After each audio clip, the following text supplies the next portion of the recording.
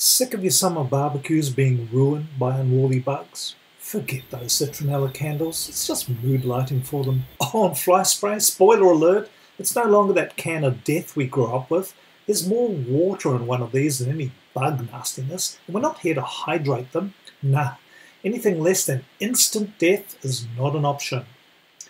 Now, we've all got those friends that turn up uninvited, don't bring any alcohol, but end up helping themselves to all your drinks. But perhaps you're growing a little tired of these little fuckers drinking more of your brewskis than you do, or reaching down to take a sip of your favourite cool summer beverage, only to see them swimming backstroke with all their mates in your glass. Don't get me wrong, I like protein like every Kiwi bloke, but yeah, nah, not in my beer. Well, have I got the solution for you? Introducing the Binford 6100 BugZapper. Now, those toy bug zappers you buy at the dollar store are good for the smallest of mosquitoes and maybe flies, but beyond that, they're pretty ineffective. I'm going to show you how you can add, and listen carefully, aftermarket variable voltage and current regulation. Yes, you heard me right. You'll increase the electrical killing power 100-fold, and the kill zone 2 by an order of magnitude. All up, this bad boy sports a 1,000-fold effective bug killing potential. It's not for the faint-hearted. So listen carefully, and kids, don't try this at home. Now, you're going to need a few tools and raw materials for this project. The dollar store BugZapper to start with because, well, they've done all the hard stuff. The voltage grid, electronics and isolation. We'll need a light source because we don't just want to target bugs within arm's reach. We want to hang a bold sign on the door to invite bugs from everywhere. Afghanistan to Zimbabwe, you're all welcome. Come and get killed here. Oh, and a cardboard box of some description to house it all in. Again, all these things can be bought locally or online for a few dollars. So let's get started. We're going to dismantle the BugZapper. We're only interested in the electrified grid and electronics. Actually, the electronics are quite ingenious. It only takes a couple of AA-sized batteries, and using a capacitor, an inductor and a classic charge pump circuit, it can take this 3-volt DC source and transform it into an AC-like sawtooth waveform, and then through the magic of the turns ratio on a transformer, turn this into an even bigger sawtooth waveform. Look, it's not pretty like your typical AC home voltage, but it does the job. It kills bugs, and that's all we're interested in. Next, we're going to take the box and on one side fit the electrified grid and on the other side the light source to attract the bugs. Start by cutting a hole just large enough to fit the electrified grid and the BugZapper, then we'll tape it down securely using double-sided tape. Next, we'll tackle the other side, installing the light source. Now, I've just used a spare low-voltage LED home ceiling light I've had lying around, but you can buy an inexpensive one from any home hardware or lighting store. But I'm going to modify it a bit, as I've done a bit of research on Wikipedia and found bugs are more sensitive or attracted to the ultraviolet end of the visible light spectrum. What? Well, in plain English, this just means we need a light source with the highest possible color temperature.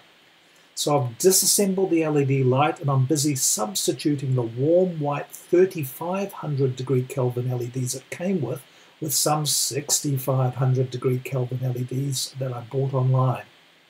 When that's done with a working high intensity light source fine-tuned to the photoreceptors of our bugs, we're going to mount it on the other half of our box housing.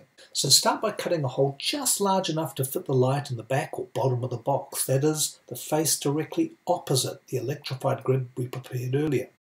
Then line the inside of the box with aluminium foil. We don't want to lose any of this light, and furthermore ensure it only exits the box through the electrified grid on the front, leaving the bugs with no other option other than to try to navigate this grid of death.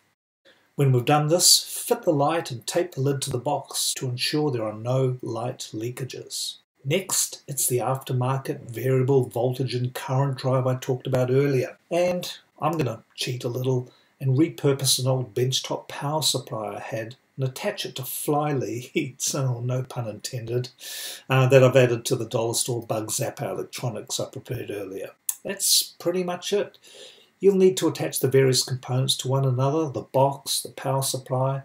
I've added a plug board to quickly allow the connection to the mains, and you can use packaging tape or zip ties to connect it all together, again, whatever you have lying around. And that's it. You'll want to ensure it's positioned outdoors where bugs are a problem. For me, that's pretty much anywhere in my backyard.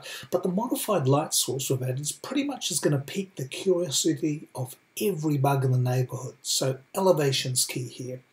The other critical element we need to consider is the angle at which it's mounted. We want to maximise the attractiveness of the BugZapper by ensuring it shines out and up, but the 1,000 times bug killing potential creates another problem: the fried bug carcasses that quickly accumulate. So I found, after much trial and error, the magic angle is actually 47.8 degrees. That's the sweet spot, the maximum number of bugs killed in the shortest period of time before the electrified grid has to be unblocked, the light box emptied, fried bug carcasses before killing can resume. So make sure the angle's right and it all works while there's still plenty of light and you can see to fix any problems or make any last minute adjustments. Then, once it's dark enough, let the frying begin. So finally, here it is in action. Just look at the attractive power of this bad boy. It's only been switched on for a little over 30 seconds, and already I can see it's caught the attention of bugs, not just in the neighbourhood, but pretty much Greater Auckland. Oh, and I can tell, trust me, I've got more than 25 years of cybernetic entomology under my belt.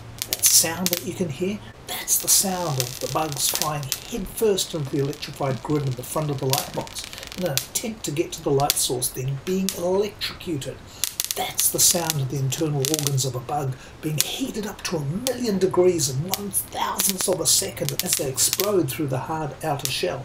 That's the sound of the bug remains hitting not the ground underneath the BugZapper, but an ever-increasing pile of crispy bug carcasses from previous failed attempts of other bugs to get to the light. To me, that's the sound of job done. Oh, and that smoke you can see, remember, we built this bad boy using low-voltage LED light source, which, unlike traditional incandescent bulbs, has next to no heat component.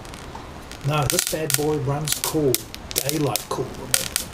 That smoke you can see, that's the byproduct of the instant carbonisation of the bug's internal organs. That smoke you can see, together with the sound, is proof positive that Binford 6100 BugZapper delivers on its promise.